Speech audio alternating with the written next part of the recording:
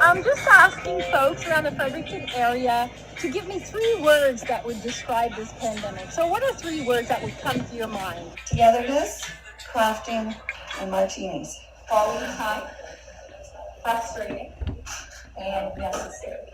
Lonely. Sucks. The new normal. Loneliness, isolation, F. Isolation,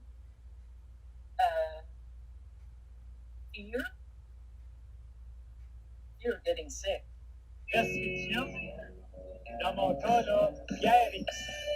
Crazy, chaotic, and busy.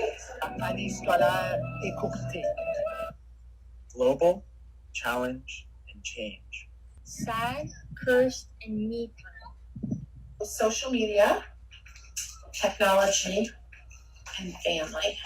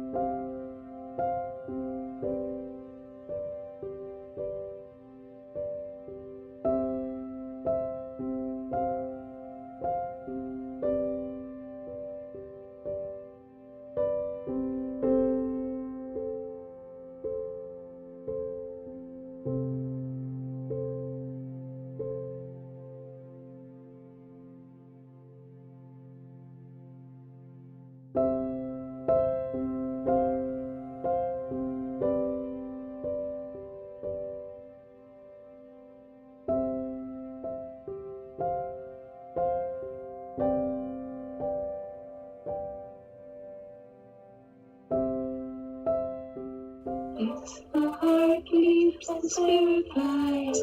We are the universe is us, universe is inside of us. Inside the universe, we belong together. We are balloon apart, the brain connects, the heart leaps.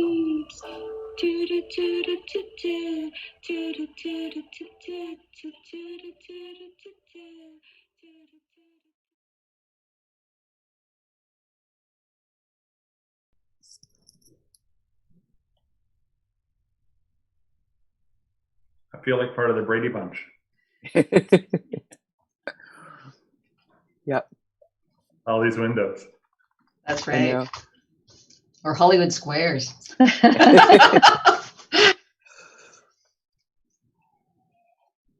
Okay. We're on. Welcome to the Fredericton Arts Alliance Provincial Election Forum 2020. I would like to thank Tony Merzetti, our treasurer, for that introductory video featuring one of the FAA's signature programs, our Summer Artist in Residence. This year, virtual, using a whole range of social media that would have been unimaginable not that long ago. It started with a small video by artist Luana Dugas, asking people what the shutdown and the coronavirus has meant to them, and then had some samples of what other artists have done over the summer during their residencies. Another of our key efforts is the free Arts News, coming electronically to your inbox every week. If you aren't getting it yet, the links are on our website, frederictonartsalliance.ca. That website is soon to be updated, and the Arts News will appear in a new and improved calendar format, making it easier to get to the events you don't want to miss. But the reason you're here this evening, the Fredericton Arts Alliance first virtual online forum. It has been a work in progress, and I hope we have worked out most of the bugs. Please bear with us if technology becomes a problem. I want to thank the candidates for agreeing to spend time with us discussing the arts. I appreciate everyone who puts their name forward in an election to represent their neighbors in our legislature. It is that commitment, coming from a wide range of political perspectives, that makes democracy work. The FAA has held a forum for every election since 1999. For federal elections, we invite the candidates for the Fredericton riding. For municipal elections, we ask the mayoral candidates to talk to us. In provincial elections like this, we ask each party to name a candidate, preferably one from the Fredericton area, to represent them on our stage, a virtual stage this evening. And I thank everyone who's tuned into YouTube to listen to what the representatives of the political parties have to say. Your presence tells the candidates that they cannot ignore the arts in Fredericton. Normally, we're all in one room together, and what I'm about to say works for everyone. But this evening, we may well have people tuning in from well outside the Fredericton area. I would be delighted if this proved to be true, but certainly for most of us, this event is taking place on the unsurrendered and unceded traditional lands of the Wolastoqey. This territory is covered by the treaties of peace and friendship, which the Wolastoqey, Mi'kmaq, and Passamaquoddy peoples first signed with the British Crown in 1725. The treaties did not deal with surrender of lands and resources, but in fact recognized Wolastoqey, Maliseet, Mi'kmaq, and Passamaquoddy title and established the rules for what was to be an ongoing relationship between nations. If you happen to be tuning in from outside the region, I invite you to reflect on the first peoples who lived in your community before the settlers arrived. We recognize and acknowledge these facts, and also that there are important issues involving our First Nations communities that are also before the voters in this election. Before we get to the details of the forum, we have to determine a speaking order. Normally, this would be done by drawing names or numbers out of a hat, but with all of us in different rooms, it's not easy to do that fairly. As an alternative, we've written the numbers 1 through 5 on slips of paper, inserted 1 into each of 5 handmade pottery bottles. We'll ask the candidates to choose a bottle, and the number on the slip in the bottle will determine the speaking order for opening remarks and the reverse speaking order for closing remarks. So I'm going to ask Tony to put up the picture of the 5 little bottles so the candidates can see them. Yes, Tony?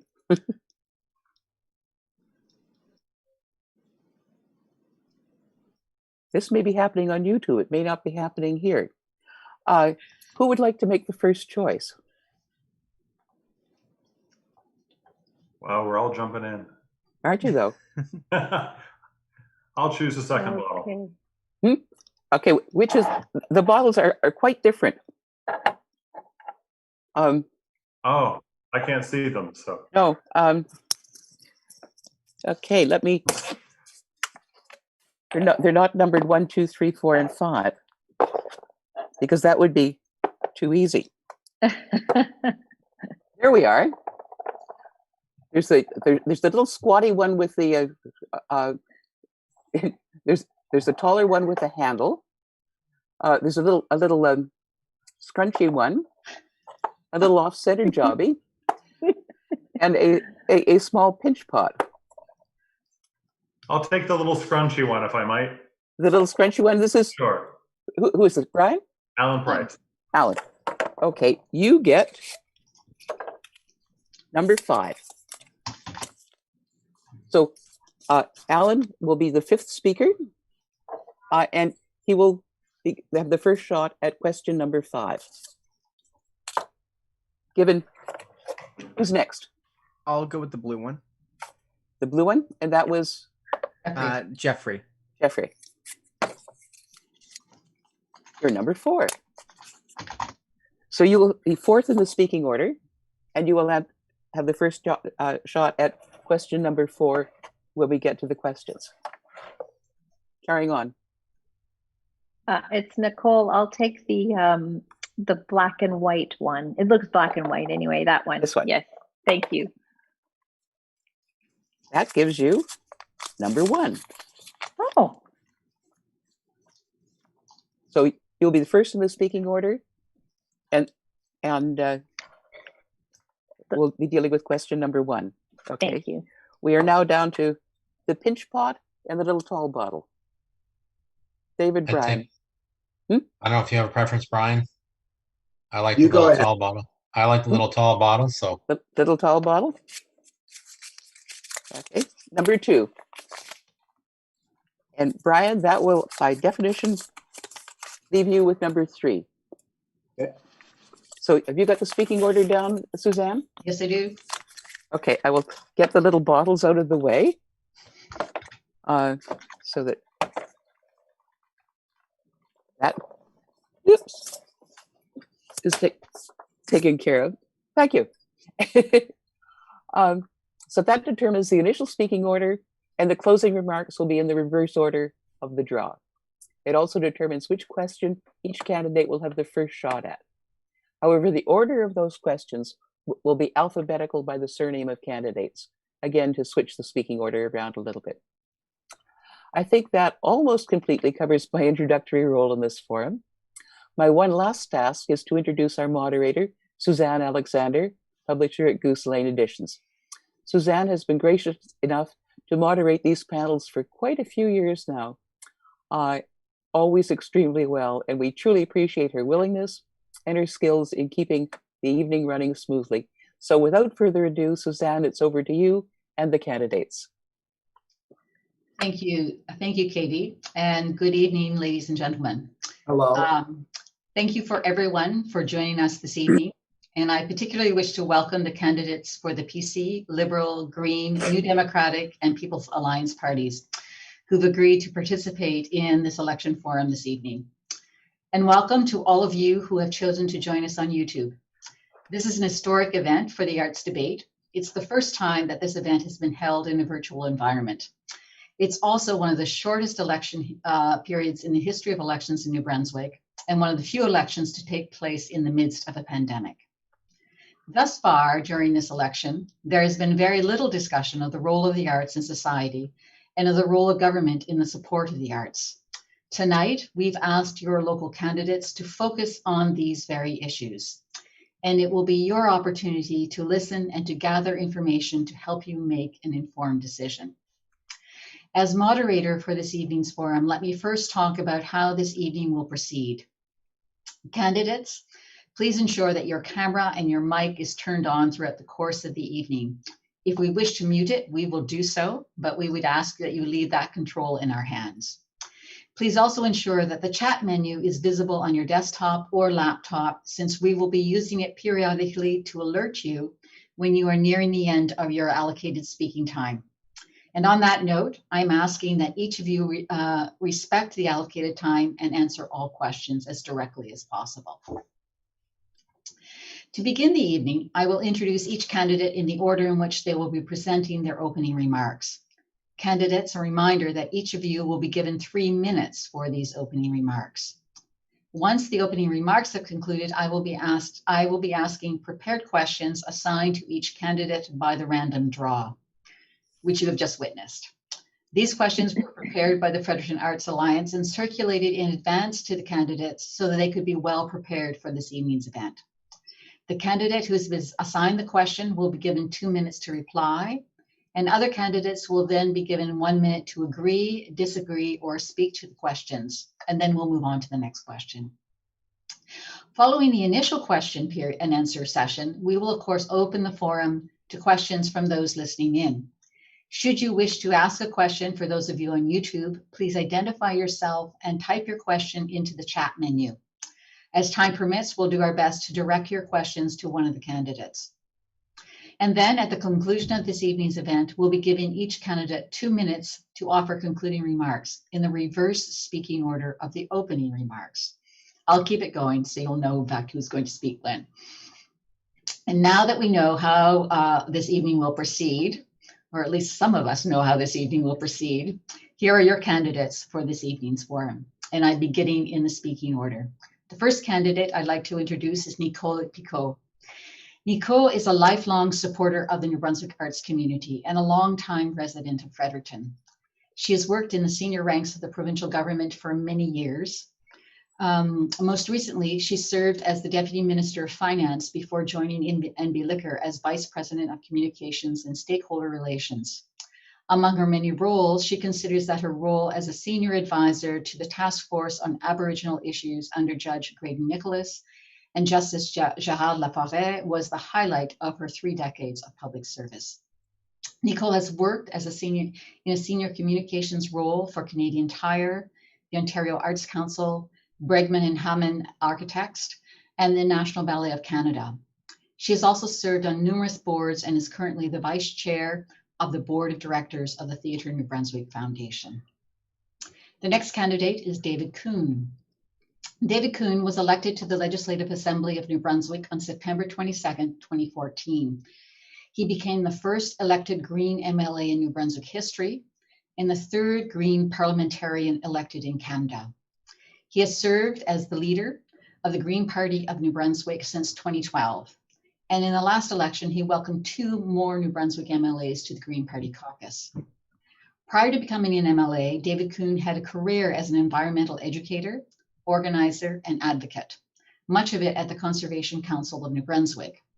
He's provided education and training in energy-efficient home renovation and home-based renewable energy systems. He was also a regular columnist on energy efficiency for the Globe and Mail. Third candidate to speak this evening is Dr. Brian McKinnon. Dr. McKinnon comes from a farming family. One of 8 children, he left the farm to pursue studies at Dalhousie University. After graduating from Dalhousie Medical School, he practiced medicine in Auckland, New Zealand, and in Norton, New Brunswick, before moving to Fredericton, where he has lived for more than 30 years. Dr. McKinnon practices family medicine and served as the DEC medical staff president for 1 term. He says that working during the pandemic has given him a real sense of how passionate and resilient healthcare workers are, and decided to enter politics because he wanted to bring their voice to the New Brunswick legislature.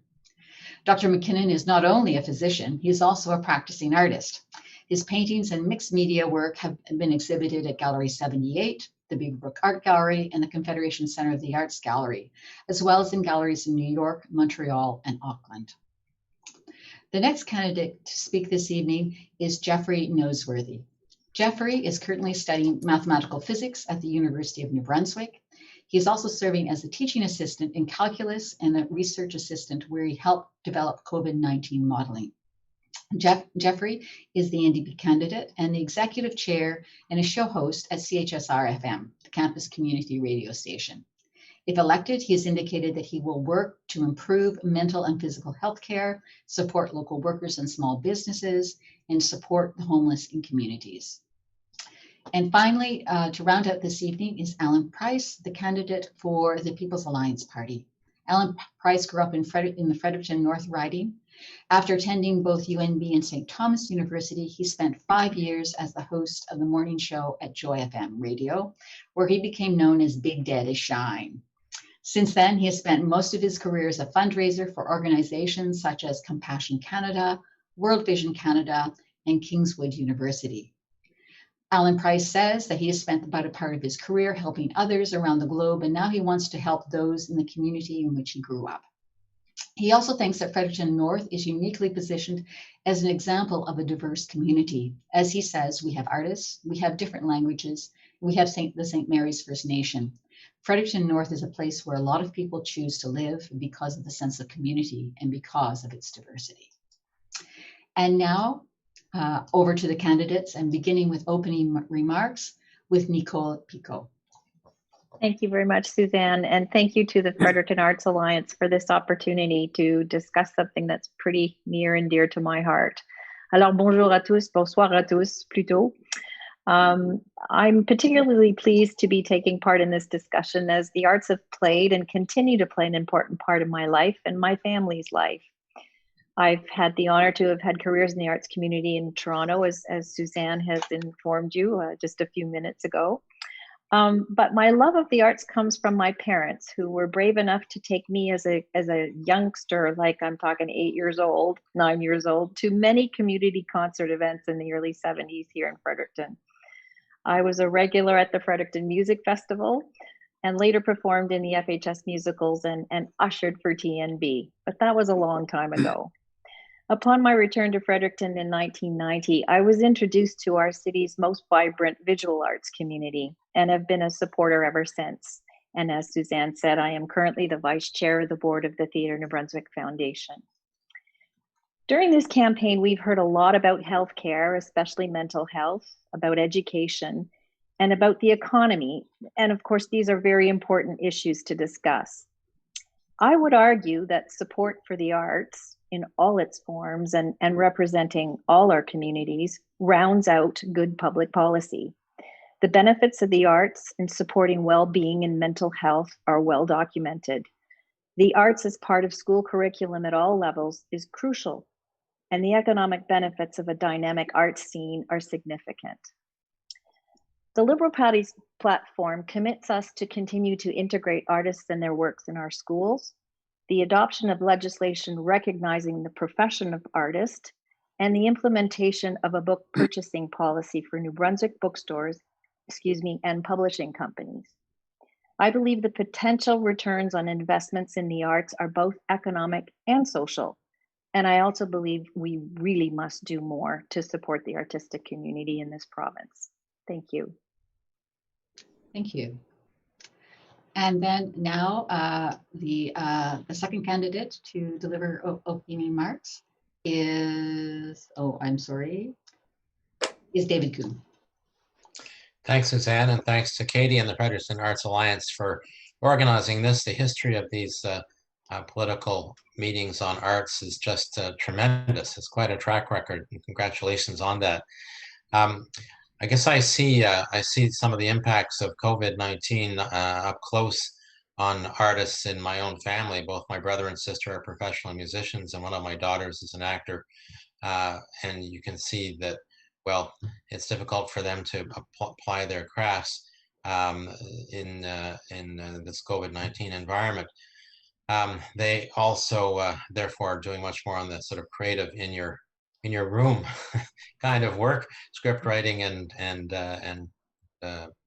composing, I guess, are the two big pastimes right now, and taking advantage of whatever opportunities there are out there to perform, which are few and far between, other than online, I suppose.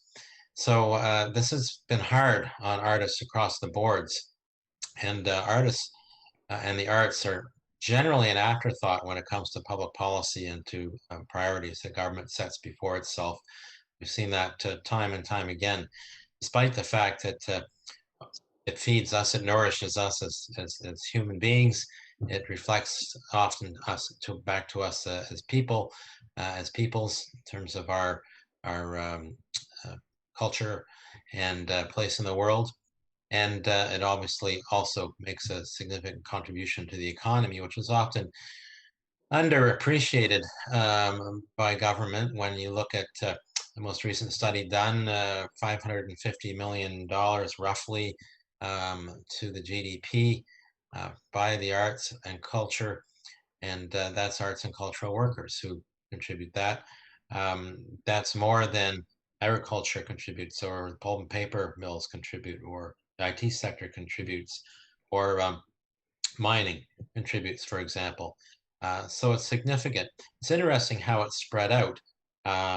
While the jobs and the work is somewhat similar between things like writing and published works and visual and applied arts and audiovisual and interactive media, the contribution to the GDP differs quite substantially, as you might imagine, because if you're doing a television production or a film production, there's a lot more that goes into that production. It costs a lot more. There's a lot more people involved, a lot more equipment involved, and so ultimately it's going to contribute more to the GDP that way.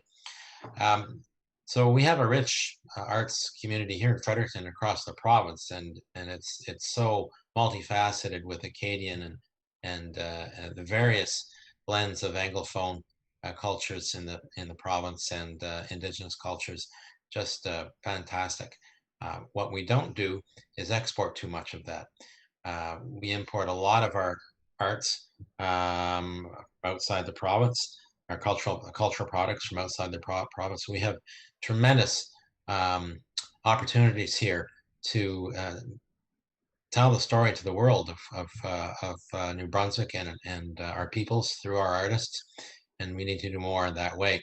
One of the things that the Greens would do is create a department of culture, arts, and heritage.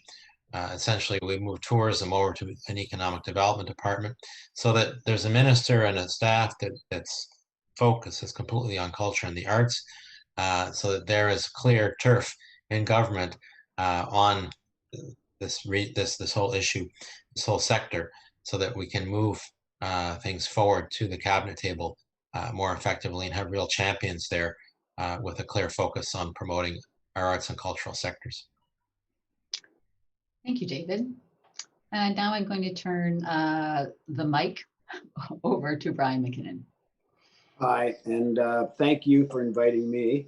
I think it's a very good sign that we are actually having this forum with the FAA during the COVID pandemic, and shows the creativity of New Brunswickers, and in particular artists and artistic people. I've been here for about 40 years, and besides the other nice things that you said about my bio, which you probably got from my staff, I also had the good fortune to be able to illustrate a couple of books for Sherry Fitch, which is one of our homegrown heroines. The book's names are Lulu's Lullaby and Rock-a-Baby Joe, and it was a highlight for me. I also, although frightened, was on the Playhouse stage and emceed and did stand up for 5 charity shows for the doctors called Ultrasounds 3 or 4 years ago. So I was able to go backstage at the Playhouse and see the workings there. I've been here for 40 years, and one of the main reasons I came to Fredericton was because of the arts and culture. It was such a funky arts town in every way. I've always thought that Fredericton in particular is well placed to be an art destination. In the performing arts, we have the Playhouse, TNB, the Black Box Theatre, the Calathumpians Dance, Fredericton, Charlotte Street Art Gallery. And in the visual arts, we have the BAG, which is undergoing another major renovations, 2 commercial art galleries. I think we should be expanding visual art sites around the city, both on company property, private property, and using art bank sculptures to do that. If communities that do this visually make that city or town or community a destination to go to. We also, of course, have an unbelievable live music performance, which Mr. Kuhn just said was been so devastated by COVID. I hope that we can get back sooner than other jurisdictions because of how New Brunswickers have handled COVID, and that we're in one of the best positions of anyone in the world, actually, because of our handling of COVID. Creation is one of the most stimulating of all activities. Besides being therapeutic, it adds spice to everyone's life, all kinds of art and culture, particularly for me, but I know that art is for everyone if they choose. Thank you very much. Thank you, Dr. McKinnon. And now I'm going to turn the mic over to Jeffrey Noseworthy. Sure thing. So, good day. I've already kind of been introduced, but my name's Jeffrey Noseworthy. I'm also known as by my preferred name locally as Gaia, and I'm the NDP candidate here for Fredericton South for this election. So, sorry. I kind of wanted to start off this by saying how important this election is compared to many of the others that we've had in the past. We're in the middle of a pandemic right now, and we're facing the growing possibility of an economic crisis. We've seen closing of hospitals, the shutdown of Clinic 554, growing concern over glyphosate, I'm still learning how to say that, a lack of environmental leadership, and a disappointingly low amount of care towards students and youth in this province. And I think now it's time we take care of that. We're living in scary times, and while I don't like that we're holding an election now, it's more important than ever that we stand up for ourselves and build a government that represents what we need. Now, I originally come from Newfoundland and Labrador, and if I've learned anything from moving here, especially from the Fredericton area, it's that New Brunswick is an amazingly diverse province, both culturally and linguistically. And COVID has given us a unique opportunity to give the arts and the cultures here in New Brunswick a unique focus, and the focus that it needs to not just develop it in person, but also to build online infrastructure and infrastructure to support the arts through more than just theaters, more than just in-person events, but through media that the whole world can see, that the whole world can appreciate. And I believe that we can do that by not just funding the infrastructure, but building on our diversity and promoting it as our major asset here in New Brunswick and making it a focus of online campaigns, tourism campaigns, and events that we're holding, maybe festivals and etc. We can put ourselves on the cultural map of Canada, if you want to word it like that, as unique blend of the many sides of Canada that can work together to make each other better. We can develop our culture and we can show it off, and we can tell Canada we matter. The arts are important, and I feel like that's often forgotten, especially from my line of study, being a mathematical physicist. But the arts support our people. They build a community. They build a world that's not simply of money or work, but of love, action, of meaning, and of beauty. The arts build a world worth living in that's not black and white, but in color. And I think we really do actually need to support that. It's important in this election our voices are heard, and that the experts are listened to, and that as a government, we don't act as omnipotent beings, but as organizers who actively take note and listen to what the people need. And that's why I'm here. I want to listen, to learn, and to take action. I want to make sure the people are supported, not just economically, not just in health, but in their culture, in making the world a place worth living in. So thank you for giving me this opportunity, and I look forward to the rest of this discussion. Great. Thank you so much. And now, Alan Price. Thanks, Susanna. Thank you to the Fredericton Arts Alliance. It's an honor and a pleasure to be here representing the People's Alliance. First, just let me say how relieved I am to hear all 5 candidates all in agreement on the same issue, that the arts are important. I grew up in Fredericton. I took piano lessons here, saxophone lessons. I was involved with musicals. I get the opportunity actually to work with Misha Bruegger-Gosman as a young teenager, directing her in a musical. So I know how important the arts is here. I remember fondly when I was at Nashwaaksis Middle School, then Nashwaaksis Junior High School, and being part of the TNB Drama Club. And my first play ever was Dracula, Bram Stoker's Dracula. And I remember sleeping with a Bible under my pillow for weeks, just scared that Dracula was going to come in my window. But it's just it speaks to how important and how powerful the arts can be, whether it be a visual arts, like a graphic designer, or whether it be somebody who's molding things with clay and making beautiful, beautiful tapestries and weaving. The arts play an important role in our society. It's really, really important that we look beyond just what goes on at the Playhouse, that we look beyond what goes on at the Black Box Theater, where I was once the musical director for the grand opening with Ilke Silk. And but we look at where we place it in our education system. One of the first things we continue to cut is the arts, whether it be art classes where we learn to draw and learn the vibrancies of colors and how things work together and how the primaries mix together, or whether it's music lessons where we're learning the first steps of rhythm or the first little bits of theory or how to play an instrument. We tend to cut these things out because, for whatever reason, politics seems not to value them as much. They focus a lot on reading, on writing, and mathematics, which are all really important. But those creative outlets allow each of us to express ourselves in a way that math can't, in a way that history can't. Languages, maybe, language arts or English, if you're writing an essay, you can express yourself, but not all of us are writers. Not all of us are Norm Foster. So I find that they're very, very important. And, as part of the People's Alliance, I'm here to say that we want to support the arts. We want to get behind everything that Fredericton Arts Alliance stands for. We want to be there for our artists. We want to create artists in residence programs. We want to work with our College of Art and Design so that we can develop better programs and have access to the schools and to the high school and middle school and even down to the elementary school, so that our students have that outlet. Drama is one of the key ways that we can tear down barriers and feel at home and feel ourselves and get along. So I'm just thankful to be here and to be representing. Well, thank you to all of you for your opening remarks. Thank you for being so interested and engaged and speaking very specifically about your personal interest in the arts. That's we're hoping that some of that creativity, some of that personal interest, as well as the interest of your party, will come through in some of the questions that we're going to be asking you this evening. The first question is actually being asked of David Kuhn because we're proceeding in alphabetical order. It's question number 2 if they were circulated, and I will actually offer the question and then ask David Kuhn to reply. The question is, the city of Fredericton has made replacing the Playhouse a municipal infrastructure priority. The current facility is failing and is beyond its useful life. A new performing arts center will address this deficit. better meet today's needs, and have a major economic and social impact on our region. Yet, despite repeated feasibility studies, the provincial and federal governments have failed to come to an agreement to contribute toward the construction of a new performing arts center in Fredericton.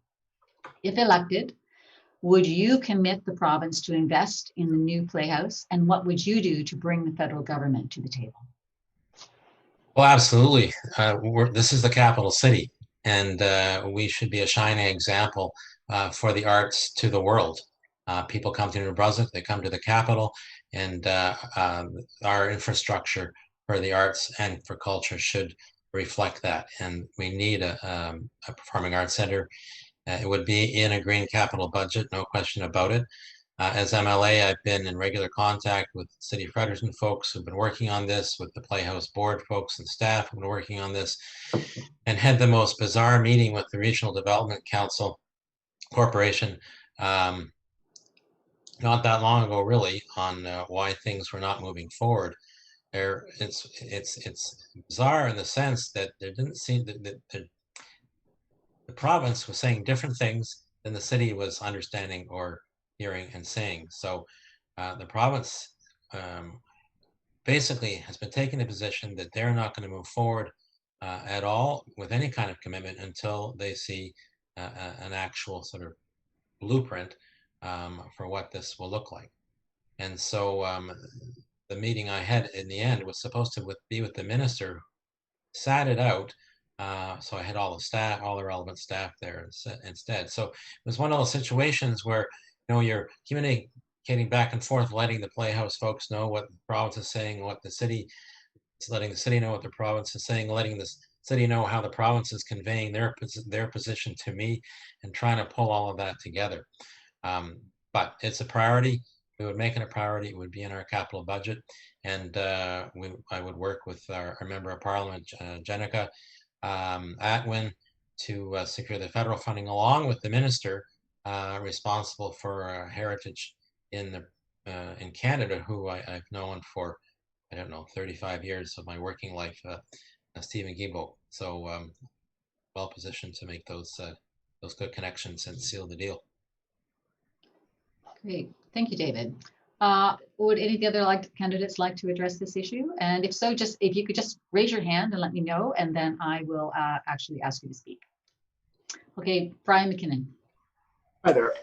I still have acquaintances and friends that still think that we should save the Playhouse, that it might be architecturally a heritage property. I strongly disagree. I think that we have a world-class visual art gallery here, and we should have a world-class playhouse to go with it. It would fit perfectly with making Fredericton a destination city for visual arts, for music, for performing arts, etc. So I strongly support the building of a new playhouse, and would try to be a strong advocate for it to get done, and work with municipal and federal counterparts. Thank you. Thank you, Brian. Alan, you had your hand up? Yes, thanks. Like the candidates before me, I firmly believe that we need to revitalize downtown with a beautiful performing arts center. I think we need to go bigger, we need to go better, and we need to go versatile. How often do we see artists pass by because our venue is so small, only to go somewhere else? How often do we see somebody who's a concert promoter or wants to bring in a Royal Ballet or something not be able to use a current facility because it's not adequate? So if elected, I would definitely be 100% behind pushing through some federal funds, pushing through some provincial funds, working with the city to ensure that we had a performing arts center that met our needs and that attracted business. Nicole? Yeah, I could not agree more. It is my number one priority to see that developed. As David has eloquently said, you know, as a capital city, we really deserve to have the finest quality performing arts center that we can afford. And I think we need to work very diligently with all levels of government to secure that funding and to make it happen. You raised an interesting point, Alan, about, you know, bringing the big performers in, and I recall again those community concerts it was a different era. You know, you could do different things, but now the technical requirements are huge. There's so much more that makes a performance, and we should be able to avail ourselves of those things. So absolutely, categorically support a performing arts center in Fredericton. And Jeffrey? I might as well finish our little echo chamber here of everyone supporting a new playhouse here in Fredericton. But I do agree with what was said before me. I mentioned before I'm newish to New Brunswick. I was not originally born here, and New Brunswick has been a beautiful place to live, and Fredericton sits at the heart of this. And I think it's important that Fredericton has a chance to show that off to its fullest, to its best. As I mentioned, New Brunswick is beautiful because of its diversity, for its chance to show off many different things. And the best way to do that is, of course, supporting it in the place that people usually look to first, in the capital of our province. And while I don't have too much new to add, I kind of just support what was said before me, and kind of just to echo the statements. I do want to express how important it is that we give Fredericton all the chances it has to express its culture, to express its heritage, and to kind of show the world how much we matter artistically and culturally. Thank you. Well, it sounds like we have a lot of support for a new performing arts center in Fredericton. So I encourage you, as those of that, for those who are voting, to actually hold whoever is elected to hold their feet to the fire, since they've all supported this particular idea. Absolutely. The next speaker is Dr. Brian McKinnon. And Brian, your question is the following, and perhaps this is one that's actually pretty close to you in some ways. COVID-19 has devastated many sectors, including the arts and their role in education and community life. The arts appear to have been eliminated from post-pandemic K-12 school programming, and their impact has been overlooked in the broader community revival measures. If elected, what would you do to sustain and enhance the presence of arts in communities and in the educational context in the emerging new normal? I'll just remind everyone that because of New Brunswickers and the Premier's response to the COVID pandemic, that we actually have schools that are opening. And if there's any place that it's possible to open schools in the world, it's here. It's just happening now, and we're all have our fingers crossed that we can continue. Let's say so that should give us a leg up in opening everything to do with the schools. Let's revive arts and music in schools. Of course, it's ridiculous that these things have not been on the curriculum. Especially speaking to one of the other speakers, we have such a diverse range of peoples here, which makes anything in the arts so interesting. The arts and music in the schools are just as basic as the basics, if not more so. When my children were at Leo Hayes High, I funded a small prize for grade 12 students for visual art when I found out that the only subject that did not have a prize, even music had a prize, which I was surprised at, but the only one that didn't was art. The teachers loved it, the kids loved it, they brought all their kids into the Dreamcatcher room. I would pick a piece of work, write all the children a note, and I think always a note that was positive, of course. You never know that the arts or the music might be the one thing that will boost the confidence of that child that he'll remember forever and change the course of what he does in his life. A lot of my artwork has to do with identity and allowing and encouraging people to be themselves. And if they're not allowed to be, how devastating is that for them in their whole life? So I think that if somebody's good in physics and math, that's wonderful. That's usually celebrated. But in schools, in New Brunswick, it has not been as much as it should be. And let's bring it back and not make it the first thing to cut. I see that there is a backyard art show in downtown Fredericton right now. Artists are very creative people, and they are doing that. Why can't we do that also as part of the school curriculum? If COVID shuts a lot of things down in the schools, they can come up with other creative ways to do it. Thanks very much. Thank you. Would any of the other candidates like to address this question? Nicole?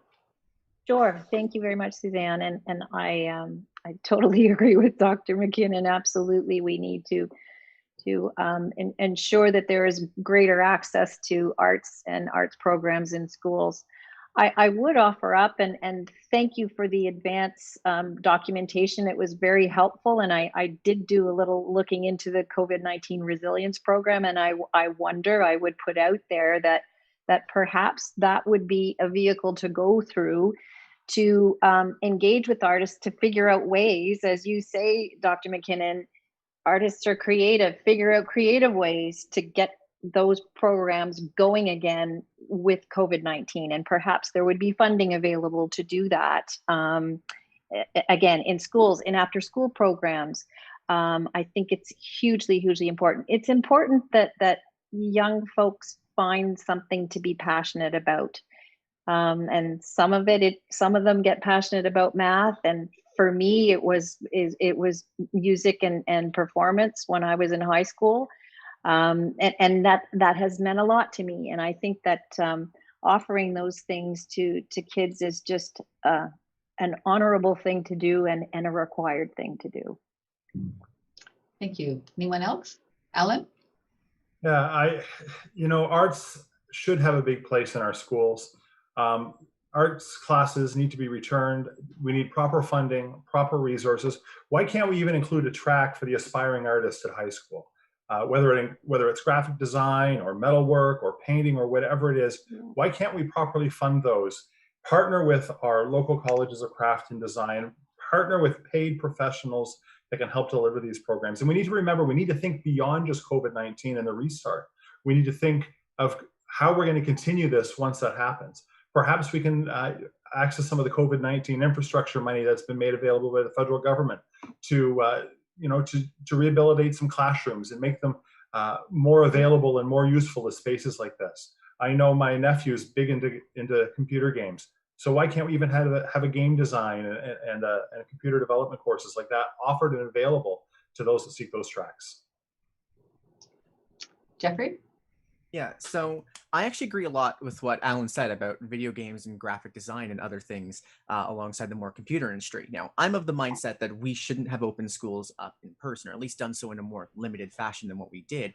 But I also do know that art is extremely important. This is a painting I bought from a friend when I was in high school, and they do digital art now. And that's kind of what I want to talk about. I think COVID has given us the chance to focus on doing things at a distance, but still encouraging the arts in ways we've never done before. We have the chance to teach video editing and design, how to do performances in small groups and to film your own. We have the chance to do digital art. We have the chance to do maybe even video game design and many digital forms of art, which are sadly looked down upon still, even in some artistic worlds, that if with schools at a distance, with children and even university students not being able to interact nearly as much in person, while we might not have theater or music, we can support the digital arts. We have new opportunities because of COVID, things that we could never do before. And my friend, again, who made this painting for me that I bought for $20, is now on doing great things with her own art. And I think we have an opportunity now to teach something new and to do something new. And I think we need to take a hold of that and to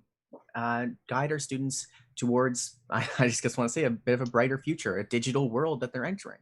We have a chance. Let's take it. Thank you. Anyone else? Take a shot at it as well. During this period where we're trying to figure out how to live with COVID, perhaps for some time, there's a lot of artists looking for work. I think there's a role for government here to expand and increase the frequency of the visiting artists in schools program, which is, I think, started particularly in the Francophone school system, and there's been some effort to move it over to the Anglophone system. This puts artists in the classroom and gives some artists some work that they are desperate for, and helps, in a sense, fill in the gaps during this period when the education system is drawing on so many teachers to teach the sort of writing, reading, and arithmetic because of the smaller class sizes, to help fill in that way until we get to a place where we can start bringing teachers back into the fold in the arts and music. The other thing in the community, I think there's a role for government to ensure that things like our private performance venues don't disappear because they don't have any performances to host. So they need help with things like having a holiday from their property taxes so that they can stay and remain viable with the other activities they're doing to try and generate income. Similarly, there's an interesting role to play for government for television production, and I'm not sure if this is the same for film production, but I know for television production, like the Val Drag, which is quite a successful series on Radio-Canada, they can't go back into production because they can't get insurance anymore because of COVID-19. So as government, we would ensure that cultural productions like that would be able to get insurance, would be insured, just like government is providing insurance for our nursing homes right now because they can't get it normal channels either. So that's some of the things we would approach. Thank you. The next question goes to Jeffrey Noseworthy, and it's question number 4, Jeffrey. The federal government has created a $3 billion bilateral infrastructure program for COVID-19 resiliency. If elected, what would you do to ensure that arts organizations in New Brunswick are able to access this funding, either directly or indirectly through provincial agencies? Yeah, so I'm going to kind of build upon what I was saying earlier about the digital arts and digital education for this discussion. So I want to say first, when we look at our communities and we look at this funding, it's important to recognize that infrastructure is not just the services we usually offer. It's not just the medical system. It's not just the tech industry, though many people would be mistaken thinking that it is, right? Infrastructure includes things such as theaters and the online arts, and radio stations and many other forms, many other things that do really need our support here in New Brunswick. And as said, I mentioned this before, but we have been given an opportunity not simply to work with just theaters and not simply to worry about events in person, but to build online infrastructure, to build digital infrastructure, and to develop culture that is also appealing to younger audiences, which are predominantly online nowadays. And this is something I feel that we should use and we should support and take advantage of. We have the chance to develop videos, stories, scripts, online plays, digital art, 3D models, interactive museums, even virtual reality experiences. I did a virtual reality museum as of quite recently, and it was a phenomenal experience. And with this funding, we have a chance to do something new and unique and something special. We can bring New Brunswick online and let the world see our unique blend of French, English, Acadian, Indigenous. And we'll continue from that. You're probably wondering what in specifics I would do, and I might as well offer those as well. So as an MLA, my first thing would be working with arts organizations across the province to study and learn what we need and to ensure that the money goes their way. I feel the government needs a voice that's not just Irving and isn't just tech, but is artistic and focused on the beauty of this province. And this was probably mentioned before. But it's time to give the government a focus on the arts and on culture with a minister dedicated to do just that. We need to see localized funding, the allocation of infrastructure funds towards building community in a province worth living in. We need to see panels of artists and experts from many fields that can work with the government, inform it, and tell it what we need to do to build a world worth living in. And that's what I want to push forward as an MLA. Thank you. Anyone else want to address this question? Alan? I'll jump in here. You know, we've got this COVID-19 infrastructure program that we have available. I'm thinking Centre Communautaire Sainte-Anne and the Black Box Theatre and the theater at FHS and at University of Moncton. All of these arts centers that we have at our institutions of learning, whether it be higher education or high school or even middle school. And I know that they're all struggling to meet current standards and to have the technology available. I would gladly back any application that they wanted to make under this, and I would even fight for extra provincial funding to make sure that we upgrade our school systems so that when they want to teach digital communication, they have it. When they want to teach sound engineering, they have it. So when they put on a play or a musical at their high school or at their middle school or at the university, that they have the equipment that they need that's necessary. And right now is the time, because we have until September 21 to make application, December 21 to finish and access that money. So over the first year of my term, if I'm elected, that's one of the things on my agenda. Thank you. Anyone else? David? We certainly don't want to leave any of that money on the table, that's for sure. And it could do a lot of good in a lot of ways. It could support some of the things I was suggesting, like helping us afford to provide insurance for productions that can't currently get insurance, but otherwise could be stood up. It could also help. It wouldn't be infrastructure, so we'd have to perhaps finesse this a bit, but create an income support program for artists that would help them keep body and soul together as they continue to do their art in the way that they can at this point. So this is important, that we not leave money on the table. The federal government is stepping up to provide, because our needs are great. And when that's there, as Canadians, as part of a country, we should be taking advantage of those federal dollars, which ultimately come from all Canadians, to support good things. Thank you, David. Nicole? Yeah, I would agree with David on that. We sometimes forget, and I'm not sure why we do, we all pay federal tax as well as provincial tax. So programs that are made available by the federal government are paid for by New Brunswick taxpayers. So leaving money on the table, I don't believe, especially now, it's not an option. And if I understand that program correctly, it's very generous in terms of what the federal portion is. So, and it would appear to me to be quite flexible. So I think, again, working with the artistic community, figuring out and with their creative and innovative ways of getting things done, we need to get on this right away. And I would absolutely make it a priority of mine to engage the artistic community to see, okay, how can we use this funding to, as others have rightly said, get us through the COVID hump, but make sure that it is spent and invested in a way that it continues to have a good impact and a solid impact post-COVID, which I hope comes soon. Anyone else? Brian? Maybe one additional point. It seems like we could use this support money to possibly get galleries and theaters open faster, because one of the planks in their paper is that they can use it to help us with physical distancing. And that would help, anything that would help a business open faster too. So any funds that we could use for that. Also, a lot of the funding, it seems, is for outdoor things like parks, trails, etc. Could we somehow incorporate art into that as part of that infrastructure funding? Great, thank you. Thanks. The next question is for Nicole Picot.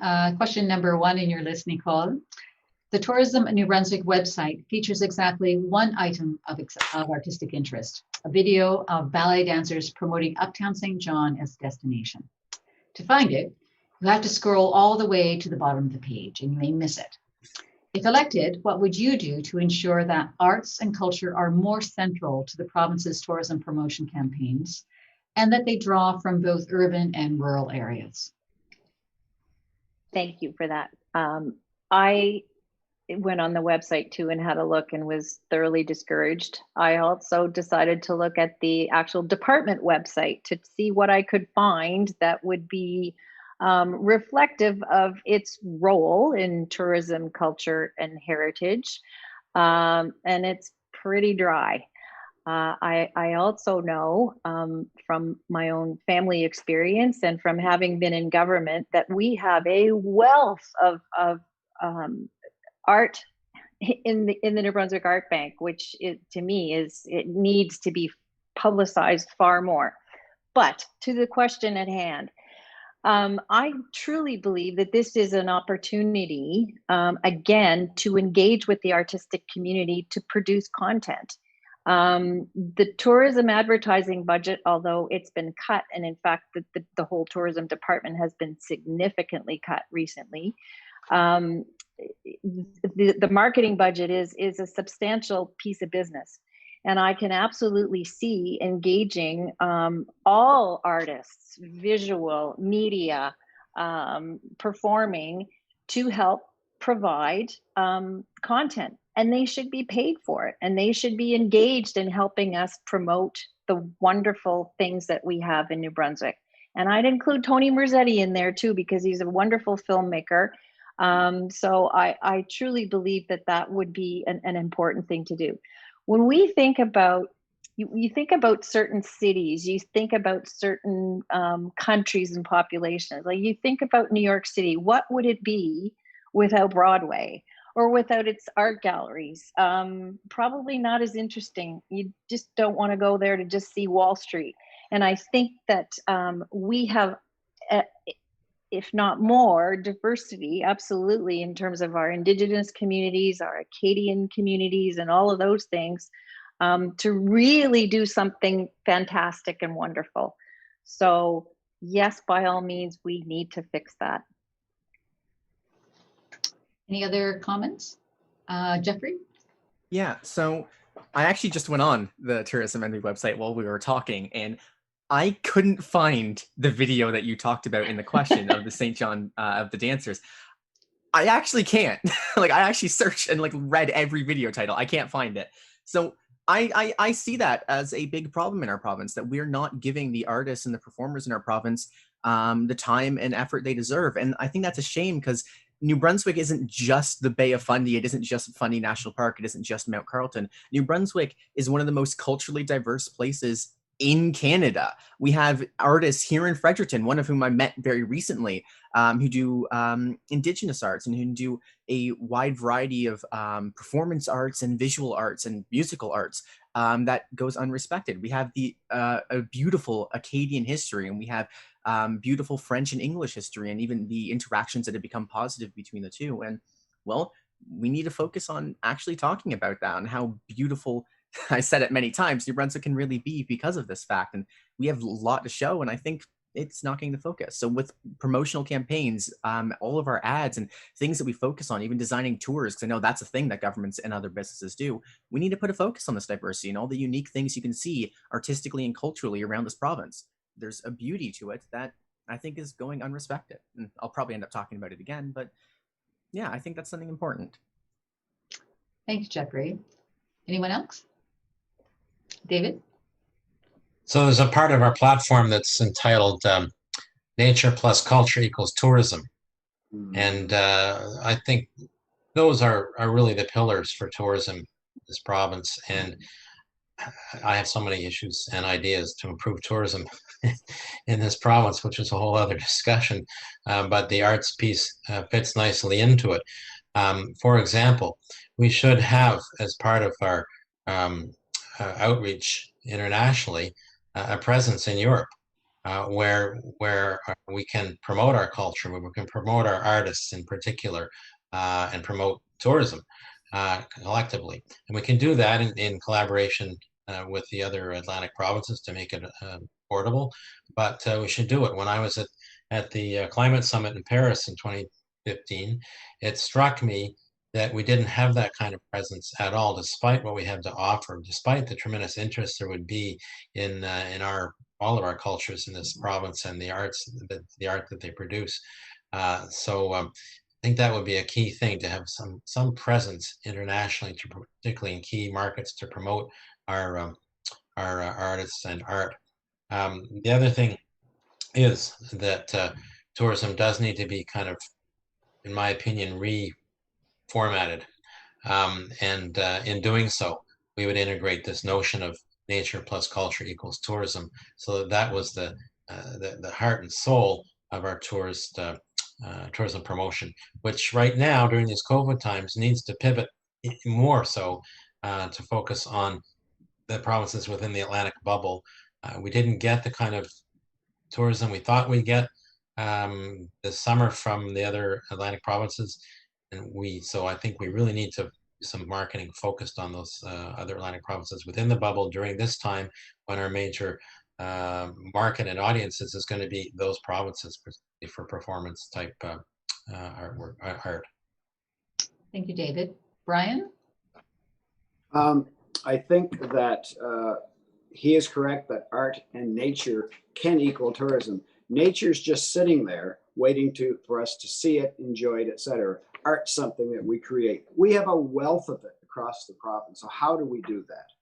I think we should do as many funky community things as we can think of. There's music in all the diverse cultures. My mother's Acadian, so there's a huge amount of Acadian and Indigenous culture. each community, whether it's the Kedgwick wooden partridge sculpture in the middle of their town square, the fiddle down in Macadam, why don't we have other artists? It's not for me to say to put a salmon in Doketown. I want some artist to sort that out. There's just so much of those things that we can do. We should think way out of the box and be as funky as we possibly can be, because that's what makes people say, let's go to Capilé or Shediac to see that silly lobster. Then we'll go somewhere else. Then we'll go to the heart of the cultural community, Fredericton.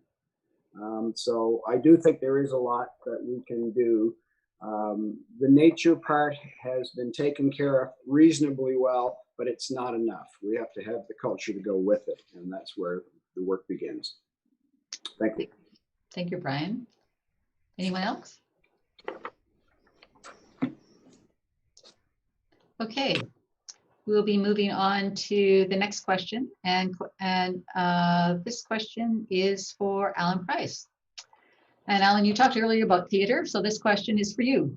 Theaters were some of the first to close during the pandemic and will definitely be the last to open. Yet they are often the anchor in communities small and large.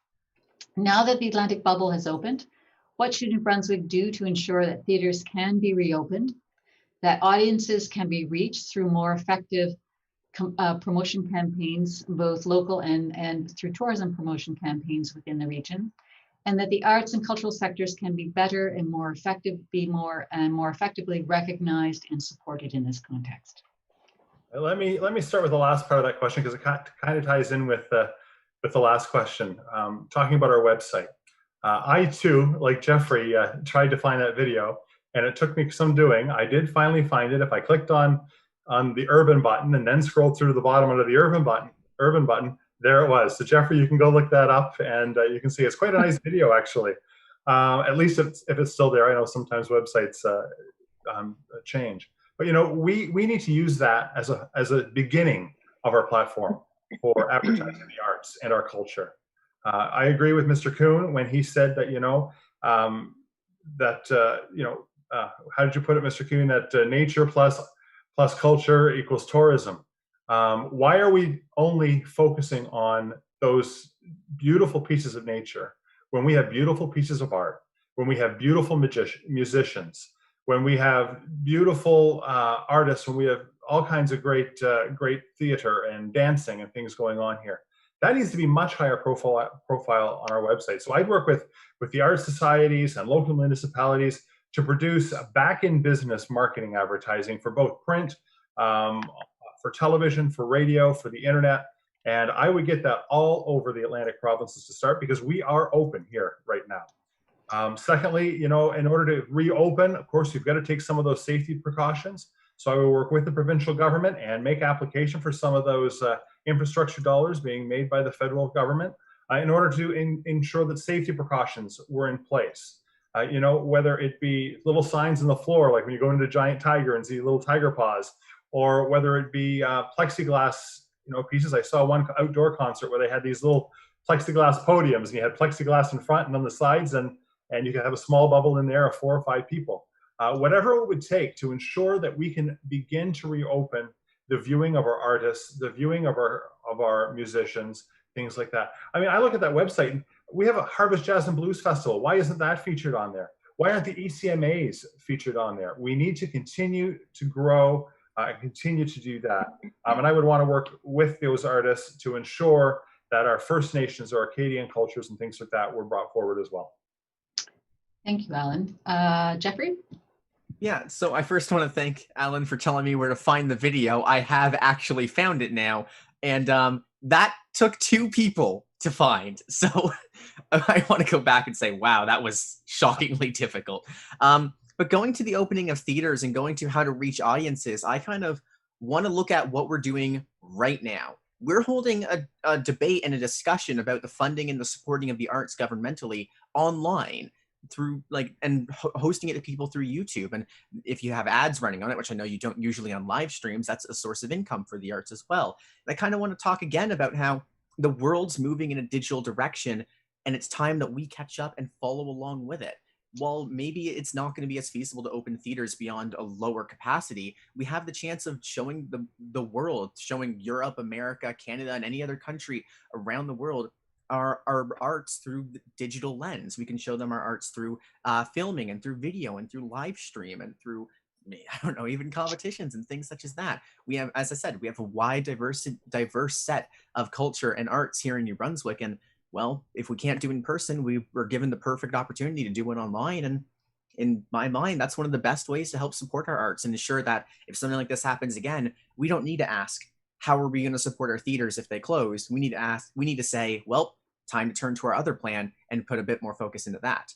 I think we can build a plan now that can last us years into the future. And well, let's take that opportunity.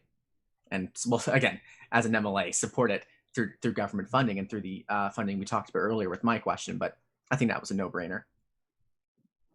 Anyone else want to address this question? Brian? The question, how to reopen the theaters. We can have this discussion because we are COVID safe, as COVID safe as anybody in the world is. Again, because of New Brunswickers and the way the Premier dealt with the pandemic and is dealing with the pandemic. I don't believe that virtual performances will ever make up for person-to-person interaction. Everybody probably misses it at least as much as I do, and I really do. It's really nice to see that some things are coming back to the Playhouse, Symphony New Brunswick, Jesse Cook in October. The Flourish Music Festival is just finishing up here. They got really creative in how to do things. And I don't know how that works from a business model. It must be extremely difficult. The Calithumpians, in spite of losing that beautiful tree, there they are in front of the cathedral performing. I saw their performance on Monday. I love that resilience. Artists are at least as resilient as everybody else, if not more so, because of the hardships they've had to endure. So we are getting open again. And I really think, although of course this is going to change everything and lots of more things are going to be virtual, like tonight, we need live theater. Thank you. Here. If I could add to that, Suzanne, getting back to the availability of the COVID-19 Resiliency Fund, I think, again, engaging with the artistic community to figure out solutions to opening theaters sooner, opening the hard asset part of things to ensure safety is something that it's a no-brainer. We need to ask them. You guys have the ideas. You're very clever, as Dr. McKinnon has pointed out, innovative, creative. They want to perform. It's a passion that they need to exercise and use. So I think, talk to them. That would be the first thing I should think. And galleries, the whole thing. Accessing that funding to help reopen safely would be very important. David? Thanks, Susan. So there are two things I think about with respect to theaters and infrastructure. Got to tap into that money for sure, and that is helping to create infrastructure that's outdoor, performance spaces that are outdoor for times of year when we can do that. Susan Chalmers-Govan did a beautiful job creating an outdoor stage for the Atlantic Ballet in Grand Digue. I went to one of the performances, and it was just, not only was the performance stunning, but the setting in that outside stage overlooking Shediac Bay was extraordinary. And so we need to learn from that sort of thing and support more outside infrastructure. The other is people need to feel safe when they go into a theater. There's lots of people who still aren't really leaving their homes, who, if they aren't going downtown because they're afraid of running into too many groups of people. So there is a real need to ensure that people feel safe when they go to a theater. And that's where ventilation is kind of a brass tacks thing, but ventilation needs to be a focus in our theaters. And so some of the infrastructure money needs to go to ensuring our ventilation systems in our performance spaces are in good shape or improved if necessary. And if we had some kind of a certification program that that could identify or label, the fact that this ventilation system has been upgraded in light of COVID, to give people that extra sense of security, that sense of confidence that the building they're going into has been checked out and, if necessarily, improved in terms of its ventilation system. Thank you. And now we have a few questions, and I'm going to reiterate that those, in fact, who are watching the this evening's forum on YouTube can submit their questions and through the chat menu. But I do have a couple of questions that have actually been raised. This one is from Kat LeBlanc, who is actually asked and has mentioned in particular the Charlotte Street Arts Center, and what, in fact, as a candidate for a Fredericton area riding, you would do to support the work of the Charlotte Street Arts Center, both in its regular programming and in the reopening of some of the programming within the center, which in fact is a problematic area right now, which is partly why, in fact, we're not holding the event at the Charlotte Street Arts Center. So, David, you had actually address this a little bit in terms of general things for theaters, but I'm wondering about specifically for the Charlotte Street Arts Center and what kind of support you would bring to that center through your work as in fact an MLA. Well, I think what needs to be done is a thorough review of arts funding in terms of the actual infrastructure we've got and how to best ensure that needs are being met. I need to learn more actually about arts funding for arts infrastructure, besides the program the federal government has put up, and how those decisions get made, because there are needs to support infrastructure, and I think that's worth a thorough review to look at that. And there have been great strides at the Charlotte Street Arts Center. It's tremendous improvements have been made with the addition and so on there. It's accessible, which is a big step forward as well. But I know there's lots more to be done, and there's a vision to do great things. So yeah, absolutely, it's important to support that. But let's find out through a review of arts infrastructure funding what needs to be done to improve that source of money. Is this a question anyone else would like to address? Brian? I'm a strong supporter of the Charlotte Street Arts Center. I've enjoyed many diverse types of artistic performances and visual art there. And I think that diversity is one of the things that probably would make it easier for me to be able to help as a member of the governing party and being an artist.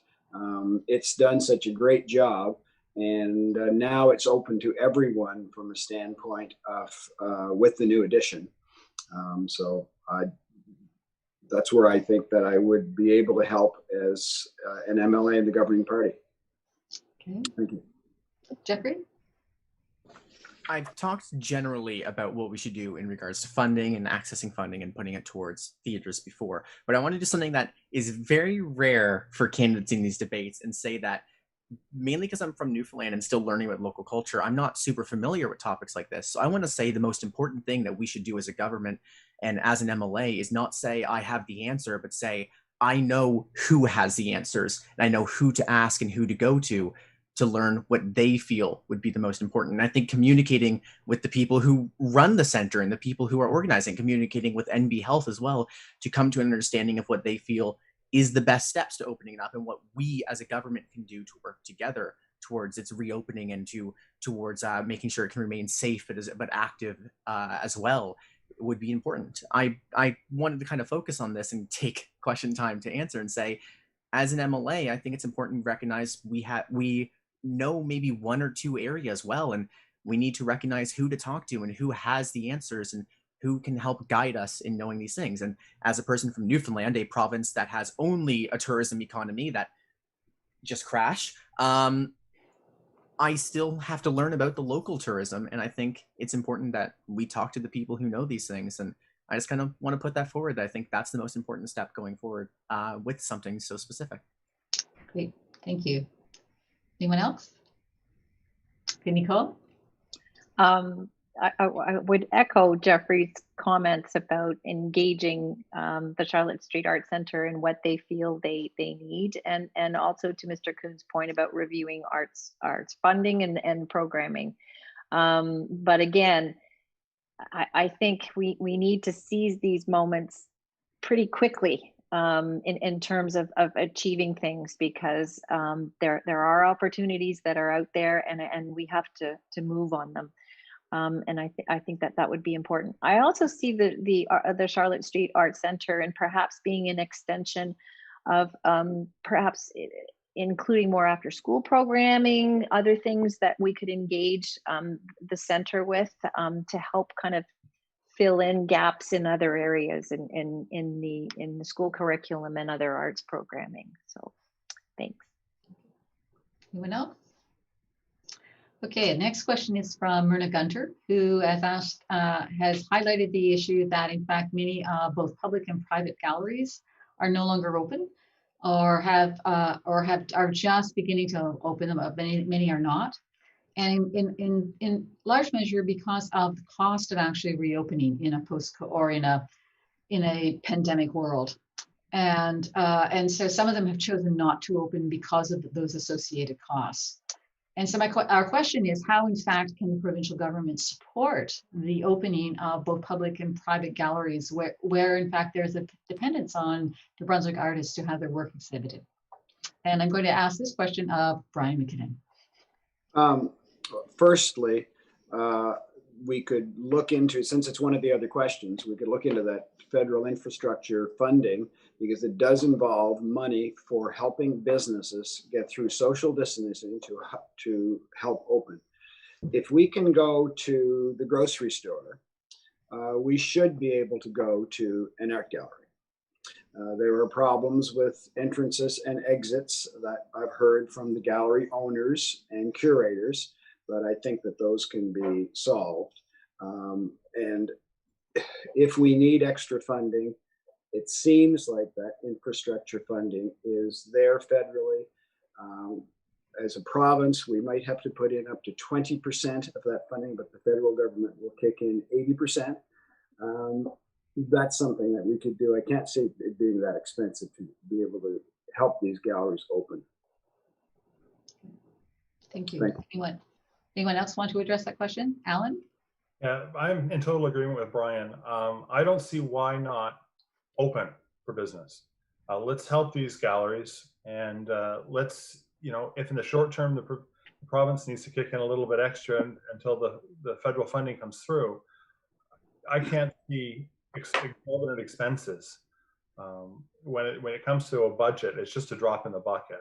So for a few dollars to these different galleries, we just need to get them open. We need to get them ready. We need to make sure that they're safe. We need to make sure there's entrance and exit plans for people that go. But they're an important part of our downtown. They're an important part of our culture. They're an important part of Fredericton and of New Brunswick as a whole.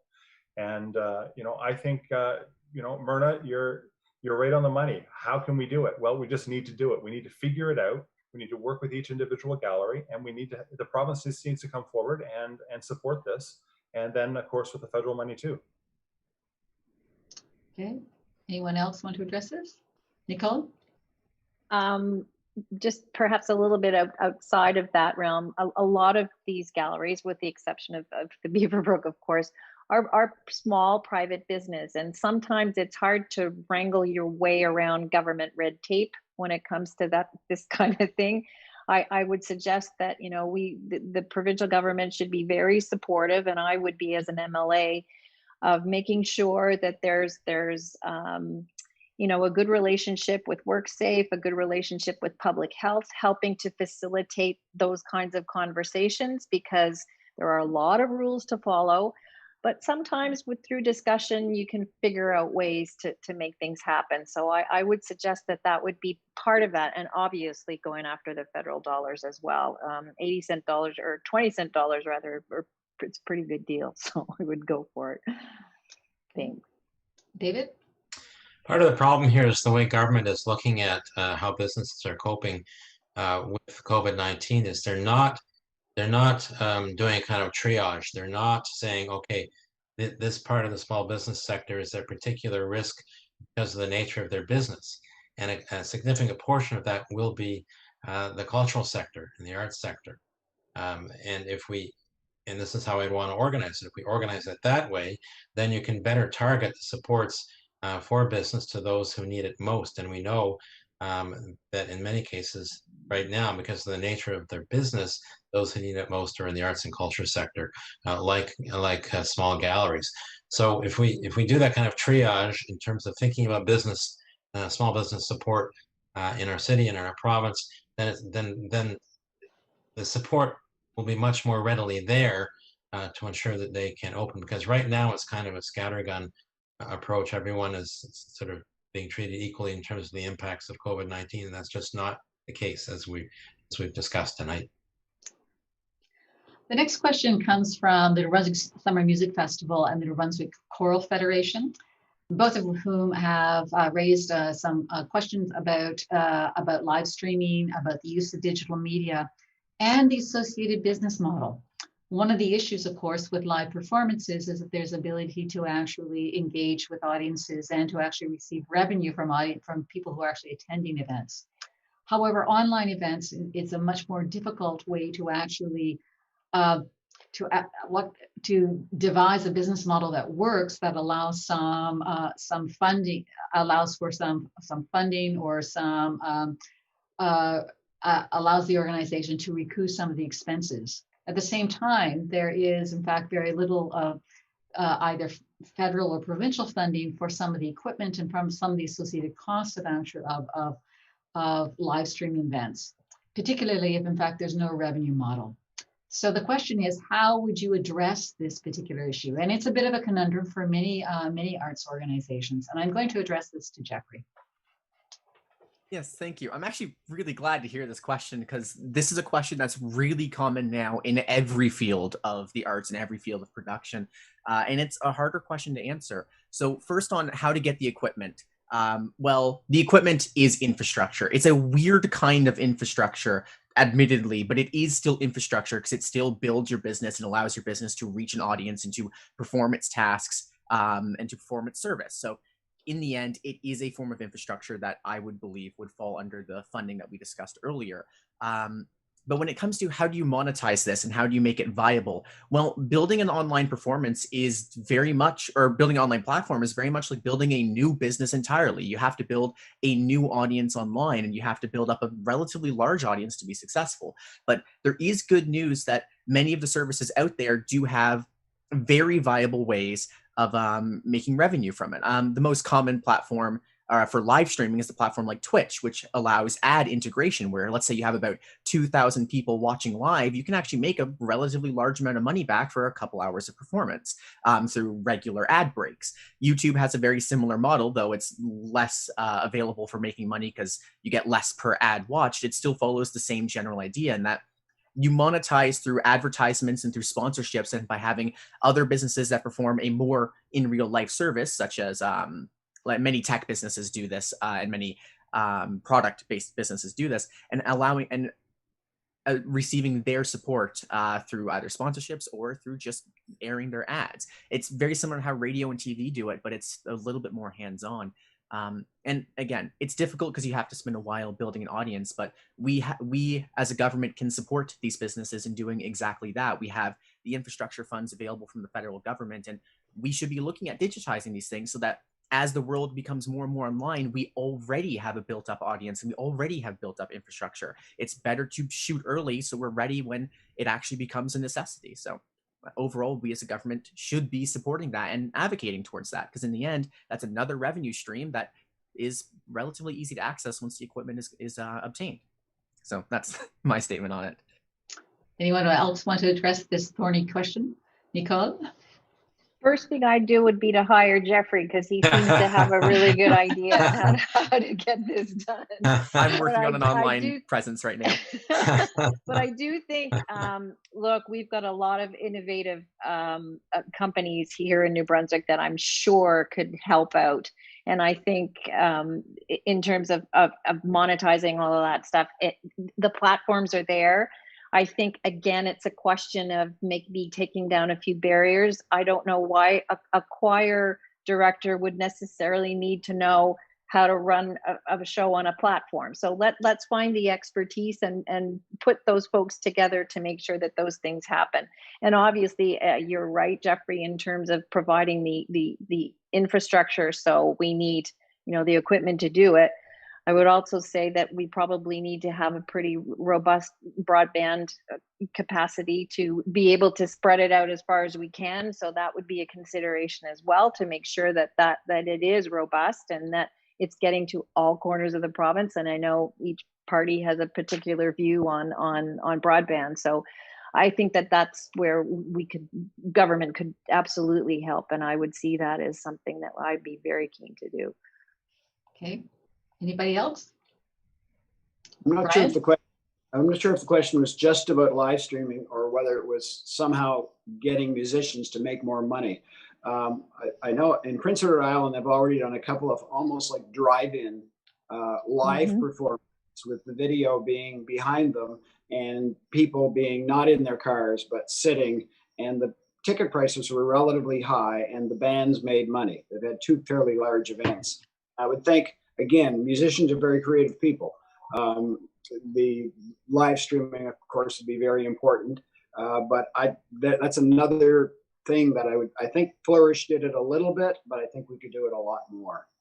I mean, if the Delta can put on movies in their parking lot, why can't we have music doing the same thing if they can make money? Thank you. Anybody else? Alan? Just to affirm what Brian said, down in Sussex, they've had 3 or 4 successful concerts this year at the Sussex Drive-In. It was a carload for $35 or a carload for $55. The artists came out. The venue was relatively inexpensive. In fact, they pretty much gave them a really cut rate because they wanted people there. They opened up the concessions, of course, really carefully, like you would do at a McDonald's drive-thru or something. And the artists were able to get a venue. People were able to come and enjoy live theater. They set lawn chairs up at social distancing in and around their cars, and they were some wonderful, wonderful concerts. So I think that coupled with all the great ideas that Jeffrey seems to have around digital media and Twitch and all those kinds of things. I've just spent a career fundraising and coming up with innovative ideas on how to fund different things right across the globe, to scholarships, to orphanages and wells. So it can be done. I will admit it's a lot of hard work. And I'd love to be there beside you helping you do it. Great. Anybody else? Okay, well, that, my friends, concludes the question period for this evening. And now I would invite the candidates to actually offer their concluding remarks. One of the things that I would encourage you to do is actually to provide us, as you do so, with some distinctive features of the platform of your particular party and how, in fact, it differs from some of the other candidates. I'm sorry. Oh, sorry. I'm sorry. I missed that. That was all garbled. Okay, I'll try again. Okay, so I'm going to back up. That concludes the question period for this evening. And now we're going to open the floor to the candidates for their closing remarks. And I would encourage you to actually, as you conclude, to provide us with some distinctive features of the platform of your particular party. We're doing it in reverse order as we did the opening remarks. And so we're beginning with Alan Price. Thank you. Well, first off, I just need to say how encouraged I am by the conversation tonight. It appears that all sides seem to be in agreement of the importance of the arts in our culture, in the province, in getting reopened, and even in our education system. So I think that the arts are in good stead and in good hands during this election. I think the important thing we need to remember, though, is that we need to keep each one of us. There's 5 of us here tonight. We're all pledging to help the arts. Whoever it is that gets in the different ridings, you need to be on their case, because when government starts back up, there's a lot of fish to fry. And for whatever reason, governments of the past, and they've always been red or they've always been blue, have tended to forget about the arts. So I would encourage you to vote with your conscience, knowing that each of us want to help, but sometimes when you get a majority government, things go awry. So in a minority position, like the People's Alliance is in, and as Mr. Kuhn is in, we've been able to bring forward pieces of platform that ordinarily wouldn't even get looked at. So I would encourage you to vote for me on the Fredericton North, and Mr. Kuhn's here today, so maybe him on the South. But you know, when a minority government actually gives the arts the best chance for survival and for help. Thank you. Jeffrey, you're up next. Yeah, so kind of with my closing remarks, I want to say you've probably noticed that very rarely in this election I've said this is the NDP's position, because as a party, we like to be a collection of individuals who have a unified set of ideas, but in a set basis, but no one person's the same. And in the end, we like to say, we have ideals and we will all go about achieving these ideals, but we're not going to hold each other to a extremely strict guideline of exactly what you have to say and exactly who you have to be. We are all unique in desiring education and learning above all else, and the willingness to learn how to better implement our ideas. And that is what I want the biggest takeaway to be from me as a candidate thus far. As a candidate, my ideal is education. I'm not omnipotent. I'm a mathematical physicist. I showed the art that I bought during high school, and I have a podcasting mic here. So I do understand the arts to a degree, but I'm not an artist at heart, and I can only know so much about the issues artists struggle through. And so talking with artists and talking with the people who manage all of these arts conventions, all of these buildings and all of these activities across the province is the most important thing. Maintaining conversations and learning with them what the people who have different experiences from me, what they need is the most important. And I want that to be the biggest takeaway is I'm not here to be omnipotent and I'm not here to know everything, but I'm here to learn everything and to act based on what I've learned. And I know I have a focus on digital media because I'm trying to build a digital platform, and I have a focus on diversity because to me, the diversity of New Brunswick is the most beautiful thing since I've moved here and the thing that I've enjoyed the most. But overall, I think it's important to recognize that learning and being willing to change your opinions through even discussions like these is the most important, and listening to the people and supporting the people above all else. The people of New Brunswick is what got us here, and the people of New Brunswick will keep us here and keep us doing better. And so above all else, listening to the people I think is important. And I kind of want that to be the takeaway message, regardless of my performance in this election, that I will be back to support the people however I can. And I want that to be what people remember about me. Thank you, Jeffrey. Brian, over to you. One of the candidates just wondered why, when people get into government, the arts and culture are forgotten about. I've talked to a few hundred people directly over the last few days, and the words that I hear mentioned, number one, are health, homelessness, housing. No one's talked to me about arts and culture at all. And I'm an artist and have been an artist here for 40 years. So I think that's the reason why. However, visual arts are part of my bone structure and DNA. And during my whole life, thinking about and creating art has been one of the most enjoyable and stimulating parts of me being alive. And I think that's true of other people too. I can tell by the other candidates that someone in their family are extremely artistic, or they enjoy the arts so much. We have a wealth of diverse artistic talent of all kinds in this province. Not every place does. As the NDP candidate said, one of the things that he enjoys so much here is the diversity. I think by being an artist and being an MLA in the governing party puts me in an excellent place to help actually make something happen in the arts in Fredericton. Thank you very much to the Fredericton Arts Alliance for welcoming me here. Thank you for working so hard for the arts. Thank you very much to the other candidates. You're obviously very interested in the arts. Thank you for all your helpful comments, and thank you for continuing to fight for the arts. Good night. Thank you, Brian. And David, the floor is yours. One of the big challenges is how to create the political will to have governments place arts and culture more centrally on their table. And so one of the things that I have been doing is to try and put it in their faces. So at the Legislative Assembly, I've worked to try and get public art on the grounds of the parliamentary or legislative precinct, to get the interior of the Legislative Assembly, in terms of its decorating, overhauled with art from New Brunswick artists. We're not there yet. Replace some of the portraits of some quite questionable people from our colonial past that probably shouldn't be on our walls anymore, given their history, so that the art in the Legislative Assembly actually reflects all of us as peoples in this province, the diversity we represent. So I've been working with John LaRue, Beaverbrook Art Gallery, and we've got the art banks involved and the speaker on board and the clerk's office and so on, to put art in front of those who are making decisions, so that it's there every day for our politicians to run across. And in the same vein, to have a poet laureate at the Legislative Assembly, again, to put art in that way before the members of the legislature on a regular basis, but tangibly as well, to make legislative change by enacting legislation to create a designation of professional artist, so that we have actual law in the books that creates that designation as professional artist, that will open the door for artists to be regarded perhaps differently from the political class and in the past, by ensuring that designation exists in law, and it's something that we can get politicians to hang their hat on.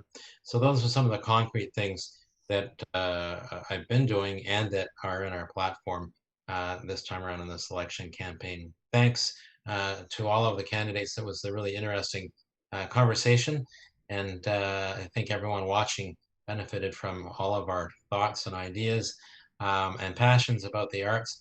And thanks to the Fredericton Arts Alliance for organizing this, and to you, Suzanne, for moderating. Have a good night. Thank you, David. And Nicole, you get to conclude this evening. Well, thank you very much. I've thoroughly enjoyed the conversation. As always, I'm getting used to having these discussions with my candidate colleagues. And thank you, Suzanne, and thank you, Katie, and the Fredericton Arts Alliance. I guess just in closing, I would like to reiterate our party's platform commitments, and that is that we will continue to integrate artists and their works in our schools. We think that is hugely important. We too will adopt legislation recognizing the profession of artist. That is a hugely important step forward. It is a beginning step. There would be much work to do in ensuring that legislation is integrated and coordinated properly with the federal government, so that we can make sure that artists can avail themselves of a number of different programs. So certainly looking at that. Obviously, as well, an important piece is the implementation of a book purchasing policy for New Brunswick bookstores and publishing companies. Again, there's opportunity there, I think, for the publishing industry and for locally owned and run New Brunswick bookstores. For me, as we've talked about, professionally, I've been involved in the arts from an administrative perspective. I've lived with artists. I understand artists, and what they have given me as a New Brunswicker has been incredible joy. I talked a little bit earlier about the impact that the arts can have on one's well-being and mental health. I think that is something that we need to stress more. I know that in moments of deep despair, sometimes you look at a painting and you can recover. It's amazing how these things can happen. Or you see a performance that just uplifts, and it's incredible. I think we have an incredibly diverse, talented arts community in the province, and especially here in Fredericton. We're very, very fortunate to have that, and I will do my utmost to help promote, support this wonderful industry here. So thank you all very much. Thank you for those on YouTube. I don't know, it's weird. I can't, who are you? It would be nice to know. Who are you out there? But thank you for your questions, and I hope everyone has a wonderful rest of the campaign. Boys, the hours are counting down. So thank you all. Good night. Good night. Good night. And thank you. I guess that's a wrap, but thank you to each of you candidates who have actually given your time in a very busy time. We know that's a busy time for you right now. And thank you for offering constructive ideas. And thank you to all of you who have joined us on YouTube. And finally, to the Fredericton Arts Alliance, who have organized the Arts Forum once again for this election, and to the many people who are invisible to most of us, who are working in the background to ensure, in fact, this runs rather smoothly. And I will tell you, compared to the dress rehearsal, this is incredibly smooth. Well, isn't that the saying? Bad dress rehearsal, great opening night. So I Good night, trust, everybody. good night. Good And I trust night. the candidates. Just one more thing, don't leave yet. I trust the candidates have given each of you much to consider as you make the decision of casting your vote. A reminder to all of you that Election Day in New Brunswick is Monday, September 14th, and polling stations will be open from 10 a.m. to 8 p.m., so there will be lots of time to cast your vote. Before we leave tonight, however, I have to turn the floor over to Katie Fitz-Randolph, who wants to have the final word. Thank you, Suzanne. And thank you, candidates. Again, Suzanne, you have done a marvelous job in chairing this forum and keeping us on schedule. I want to thank everybody who listened to the forum on YouTube as well, and those who submitted their questions via chat. I've got one small announcement to make before we sign off. Normally at this time of the year, the FAA is closing in on its plans for our annual fundraising gala. That won't be happening this year for the same reason that we aren't all in one room tonight. But we will be running an online auction of the same high caliber of art that many of you have come to expect. We open the auction on Thursday, October the 15th, starting at 7 o'clock in the evening. We will miss the live music and the food and drinks and the conviviality, and I hope they will be back again in 2021. But you will have an opportunity to invest in some quite wonderful artworks without having to buy a ticket to the event. Maybe that's a plus. There'll be more details forthcoming on our website and on Facebook. Tonight's forum will be available shortly, probably tomorrow, with a link to our website. So if you missed it tonight, or you want to refer somebody else to look at it, that will be available. So there's still a chance. And that really is the end. Thank you all for your interest and your participation. Very much. Good night. Good night. And again, thank you very much. Good night, all. Good night.